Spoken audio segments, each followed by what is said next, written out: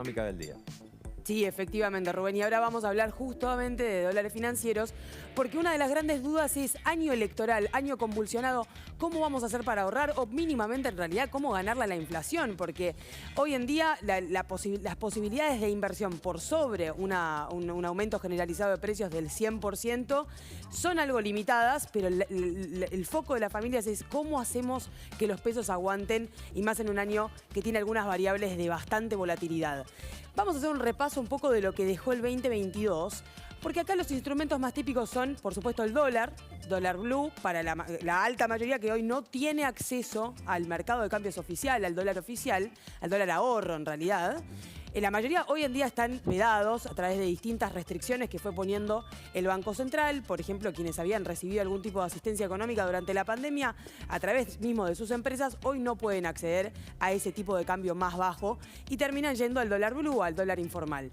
Ahora, los dólares financieros, que también son otra opción, ambos, los tres tipos, el MEP, el CCL y el Blue, el año pasado no acompañaron el aumento de precios generalizados, sino que quedaron por debajo. Es decir, quienes pusieron sus pesos en enero, al final del año, podrían haberlos puestos, haber invertido en otros instrumentos que le hubieran dado intereses que hubieran superado la inflación. ¿Cuáles son particularmente ellos? Los plazos fijos.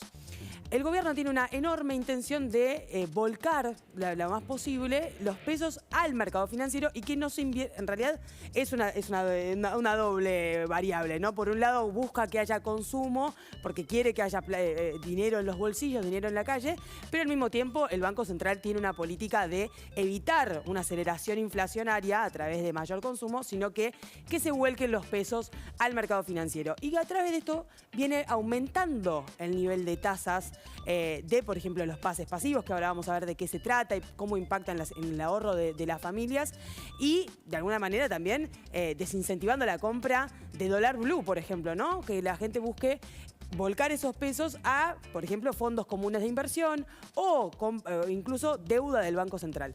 Ahora, ¿cómo quedó el año pasado? El año pasado un plazo fijo tradicional dio entre 78 y 80% anual. Pero hoy, vamos a ver el último renglón, hoy está dando entre 107 y 75%.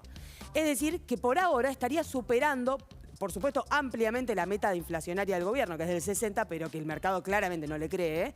Se estima cerca más de un 100% que otra cosa. Pero por ahora, un plazo fijo, si se van recomponiendo, se van volviendo a invertir los intereses y el capital a lo largo de 12 meses, estaría cerca de un 107% anual.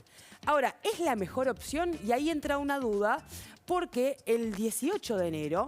cuando Sergio Massa anuncia la recompra de bonos, acompaña con una suba de tasas del Banco Central.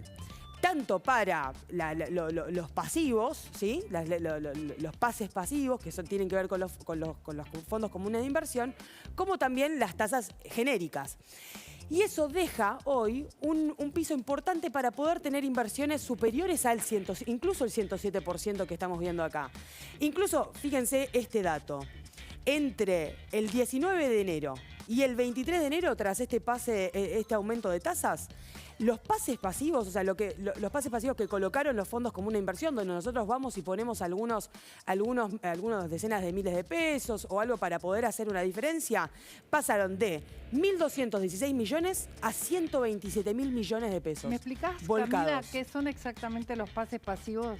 Los pases pasivos son un instrumento del Banco Central que lo que implica la toma de deuda de parte de los bancos a los bonos del Banco Central. Esto, que es muy técnico y que de alguna manera se vuelve un poco engorroso explicar, cómo termina impactando en que los fondos comunes de inversión tienen mejores tasas para poner sus pesos contra la deuda del Banco Central. ¿Y eso cómo le impacta al ahorrista? Que de alguna manera termina mejorando las tasas a las que le devuelven su dinero, los intereses de su propio dinero. Esta es la cuestión fundamental. El dato de cómo se agrandó, digamos, este mercado tiene que ver con que se está volviendo muchísimo más atractivo. Por ahí un fondo común de inversión que además tiene un beneficio, que es que es mucho más líquido. Vos podés tener tu dinero prácticamente en el plazo de 24, 48 o 72 horas. En cambio, un plazo fijo, si tenés que por ahí dejar dejar ese dinero durante 30, 60, 90 o hasta 365 días. Un dato adicional, por ahora los dólares financieros y el dólar blue, como veníamos diciendo, atrasados respecto a la inflación. Eso puede ser una alarma por un lado y por otro lado también una especie de alivio para quien ahorró en dólares. Más o menos 66,4% al dólar blue. Y otra cuestión atractiva es los CDRs, los papeles de empresas argentinas. Esto también es una opción interesante, particularmente en energéticas y en bancos. Quienes quieren tener una inversión de un poco más de riesgo, capaz utilizarla para hacer algún puchito adicional, bueno, pueden mirar cómo está evolucionando alguna de las acciones de particularmente las energéticas y los bancos en el Marval.